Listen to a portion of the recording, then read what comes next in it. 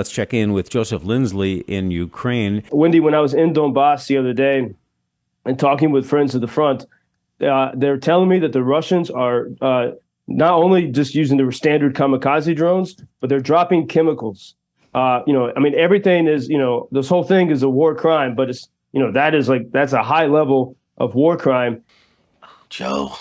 Little fucking Joe Lindsley. Joe Lindsley is quickly becoming an American treasure in broadcasting. Welcome to Ukraine Bank.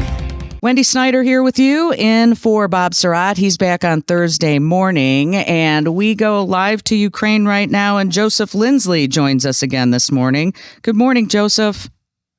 Wendy, good afternoon to you from Kharkiv. And as I was just listening to the Chicago traffic reports, here we are monitoring missile reports, the air traffic.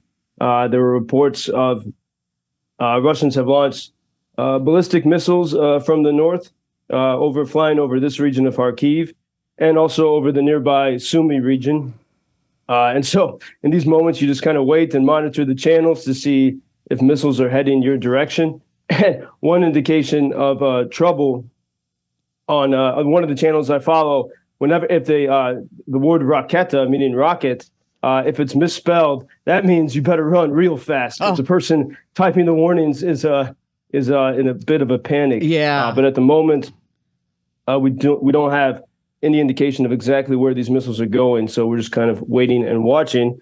And through the night, there were many Russian attacks. It seems the number I saw was 274 Russian attacks on positions and villages and towns in the Kharkiv region and in the Sumy region, neighboring Kharkiv. And, this is happening every day. Villages, piece by piece are destroyed, and as well as military positions. And then meanwhile, we have, the Freedom for Russia Legion, which since last week has been engaged in a lot of activity. These are Russian citizens fighting against Russia. They have been fighting alongside Ukrainians, and they've been in Russia in the neighboring region to Kharkiv for almost a week now, and they're doing stuff there. It's hard to exactly know what's happening and what it's going to turn into, but that border, the border at the north of Kharkiv region, was really unprotected by the Russians because they concentrating their resources in Donbass and in the south. And so this Freedom for Russia Legion has been able to make some inroads and to take some villages pretty easily, because it seems that the Russians have fled in those cases. But, when this happens, it's hard for Ukrainians to get a break in the storytelling about their successes. For example, the BBC a couple days ago, the way that they're choosing to tell this story, here is the headline: Russia. Schools and shops shut in Belgorod amid airstrikes.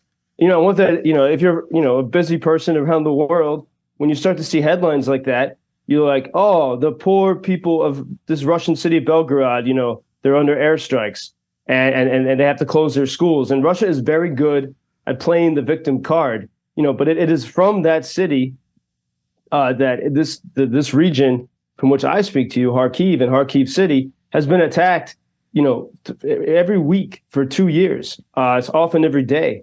And so if Ukrainians are never able to attack positions, just over the border, the places from which Russia launches these attacks, how can you ever win? And whenever you do try to do that, you just get slammed with negative headlines. And so this is the challenge for Ukrainians, and to show the possibility that they can succeed. And again, that's one reason why I like to stay here in Kharkiv and report from here. I mean, it's a city, even now, as it's under alarm, and you wait to see what might be happening. There's traffic, there's people walking around, living their lives, showing that this victory is possible. But it is a tough thing whenever Ukrainians sort of get a good achievement or start to, it gets kind of smothered in the way the press talks about it. Yesterday, you were telling us about these specialized backpacks that scramble the drone and bring them down. A listener, we got a couple of text messages that I didn't see till after we let you go, so I promised these listeners I'd bring it up.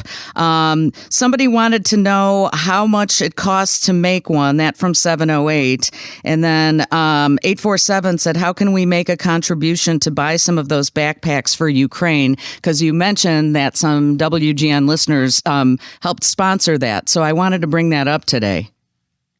Yeah, it's great, and great to know that people want to help. And you can send donations to UkrainianFreedomNews.com. There's a tax-deductible option, which allows us to buy things to protect medics and sort of non-directly, sort of military operations. And then via PayPal, that is unrestricted, and we can use that to support the soldiers. But each one of these drone jamming backpacks is about $2,600, so $2,600 for one. So it's, and it's made here in Ukraine, which does, supports Ukrainians in that way. But the good thing, and that's one reason why we've sort of shifted to buying these. You can buy a drone, a kamikaze drone for $500.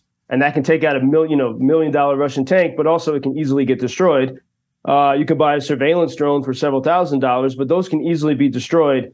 And for $2,500, $600, you can protect about a dozen Ukrainian soldiers for a long time. These things they're built to last, and you can enable Ukrainians to do their work. So we figured this is a pretty good investment. It's not likely to be easily destroyed, and it can protect 12 guys. So if anyone wants to chip in, a part of that cost, but if anyone who wants to buy an entire thing, we can also send some presents from the front to sort of as the guys get success in their work. We can send that some little presents from the front to anyone who contributes. So UkrainianFreedomNews.com.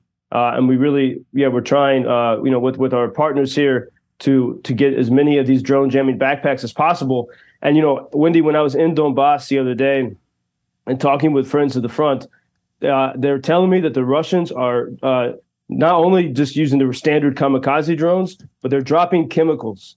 Everything is, this whole thing is a war crime, but it's, that's a high level of war crime. And I was talking with a friend, he had to get medicine because his lungs are affected by the chemicals, but he's still fighting. So this is the nastiness that they're facing. And while, there's still efforts to get support from around the world, people of Chicago and everywhere else can support these protective drone by buying protective drone jamming backpacks.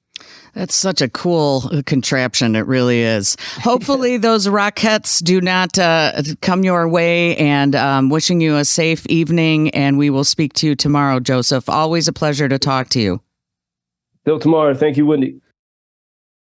Thank you for introducing Ukraine on your social media pages. That's very important that much more people can get more information about the situation here and how everybody can help Ukraine to stay stronger and to save all the world. Що сказав? Well, which side are you on? На чиїй ти стороні? Come on now. Oh, which side are you on? На чиїй ти стороні? Єбать.